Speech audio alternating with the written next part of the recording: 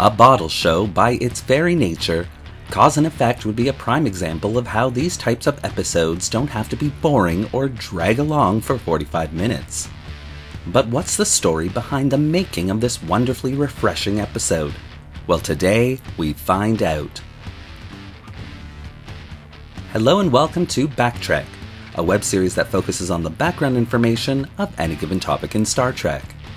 In today's episode, we're taking a look at the Star Trek The Next Generation episode Cause and Effect to better understand its place in Star Trek history. Cause and Effect was pitched and written by none other than Brannon Braga, and is a clear example of how good the writer can be when he writes within his own element. Braga would write 24 episodes of TNG, 48 episodes of Voyager, and 37 episodes of Enterprise, along with co-writing 2 of the feature films, Generations and First Contact. And to be completely honest, Braga's stories would really become a hit or miss for Star Trek, with the hits seemingly being story ideas that step outside the conventional boxes, whereas his complete misses seem to be episodes which focus instead on the characters themselves. Some writers can make a scene talking about the first duty of a Starfleet officer exciting and engaging, but Braga seems to have quite a problem doing that. Anything exposition-wise tends to come off for him as dry and dull. Thankfully, however, Cause and Effect was one of his hit-type episodes. You know the old chestnut. A starship goes out exploring and ends up in a reoccurring time loop. Braga is a huge lover of time travel stories, but generally speaking, it was felt that this particular science fiction trope was used far too often in Star Trek, and so the powers that be, mainly Berman, had set down an edict. Time travel stories could happen if the writer could come up with a new and effective way to make it happen. And so Braga set himself the task of coming up with something new. He recalls, "I love time travel stories, and I don't know who doesn't. We wanted to do a time travel story that had never been done before, and eventually I thought, wait, being trapped in a time loop is one thing I've never seen in Star Trek." And with that idea, he'd begin to flesh out the episode. A little bit of Trek trivia for you all here is in regards to a common misconception by fandom as a whole. Oftentimes, fans will spread the idea that this episode was inspired by the movie Groundhog Day, but it simply wasn't. The episode was written by January 2nd, 1992 and aired March 23rd, 1992, almost a full year before the film Groundhog Day was released in theaters. With the idea of time loops in his head, Braga decided to break the time loop up by each act of the show, showing the same, if slightly altered time loop happening each time. And given the nature of the episode, it allowed Braga to start the episode off with what he called the ultimate teaser, the destruction of the Enterprise D. Also, while eating pancakes before work one morning, Braga would decide to utilize a poker game as the key to the episode. At this point in Star Trek history, most of the poker game scenes of the show had simply been added to increase an episode's air length. Ronald D. Moore explains, "The poker games for a while was a cliche padding. If the show was short, it was time to write a poker game.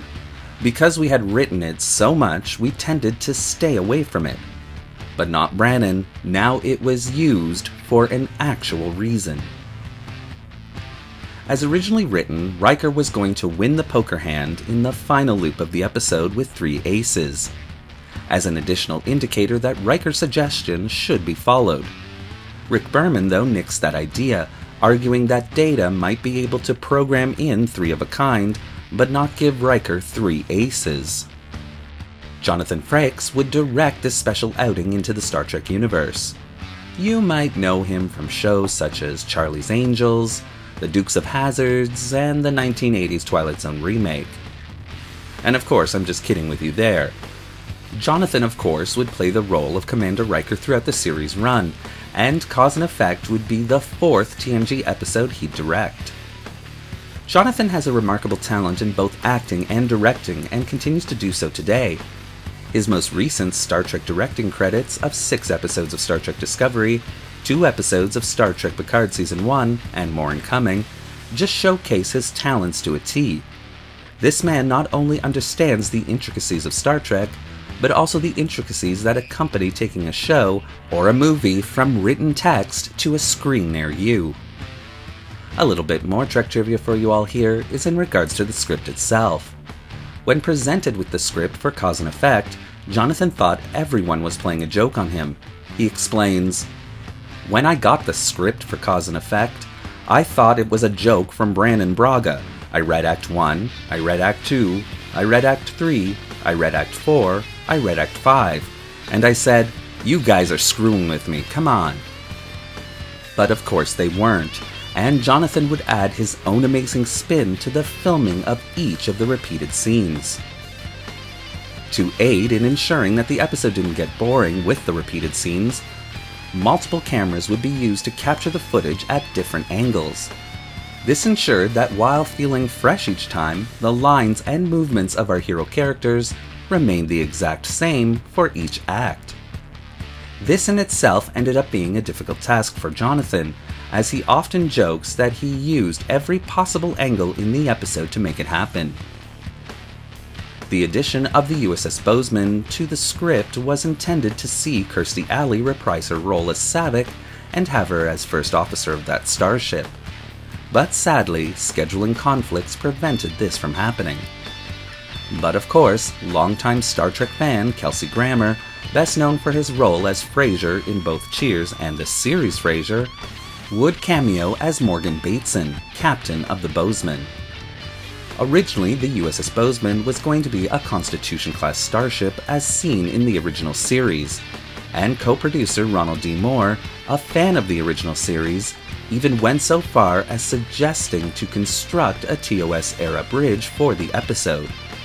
These plans were ultimately abandoned due to the costs of creating the necessary ship, props, and costumes, and as a result, Old Faithful, the Miranda-class model, would be brought out of storage, modified and remade into a Soyuz-class vessel, while sets and costumes would be reused from Star Trek VI: The Undiscovered Country. For this episode, it was felt that the Enterprise D's destruction warranted a more realistic and impressive explosion. At the time, the standard technique was to superimpose footage of an explosion over stock footage of a physical studio model. In this case, however, 4 breakaway models were filled up with pyrotechnics, and blown up while shot from multiple angles. Effects supervisor Gary Hutzel explains the process for the Big D's destruction. "We blew up a model for the Enterprise by dropping it from the ceiling of a soundstage towards a high-speed camera while timed charges went off to blow it up in mid-air. I went around with a cardboard box and picked up all of the pieces of the model I could find because I knew that they would come in handy someday." And he was right, as the debris was later reused for the destruction of another Galaxy-class vessel, the USS Odyssey, in the Deep Space Nine episode The Jem'Hadar. A final bit of Trek trivia for you all here is in regards to the Enterprise's main shuttle bay. This would be the only Star Trek The Next Generation episode to feature the opening of this grand facility. Reception for this episode was outstanding by fandom as a whole. Braga even claims that Cause and Effect is one of the most popular episodes that he personally wrote for the series, and I'd say that's probably true. This is another one of those episodes that if you sat back and explained its premise to a non-Star Trek fan, they'd probably look at you funny and say, "But that sounds really boring." And truthfully, it could very well have went down that path, but luckily it didn't. Instead, each time loop feels fresh and different, drawing the audience into the mystery and making them wonder if our heroes will ever make it out of this predicament. And it's somehow so satisfying when they actually do, proving that with the right story, even a bottle show can become an exciting adventure in science fiction. Caught in an endless time loop. We could have been trapped here for hours, days, maybe years. Unable to remember the past. How did it happen? How did we get there? A starship collision lies dead ahead. We have to get out of here now. Can the crew escape their own destiny? Casualty reports coming in from all over the ship. Or will time tick towards their final hour? All hands abandon ship! On Star Trek: The Next Generation.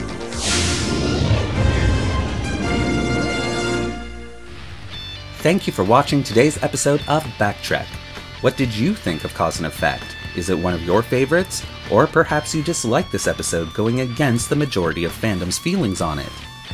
Well, leave your comments in the section below. And don't forget to like the video and subscribe to the channel, hitting that little bell icon so you won't miss a single video we release. Want to help the channel live another life? Then consider becoming a channel patron. The link to our Patreon account is in the description below. Thanks again for watching. Live long and prosper.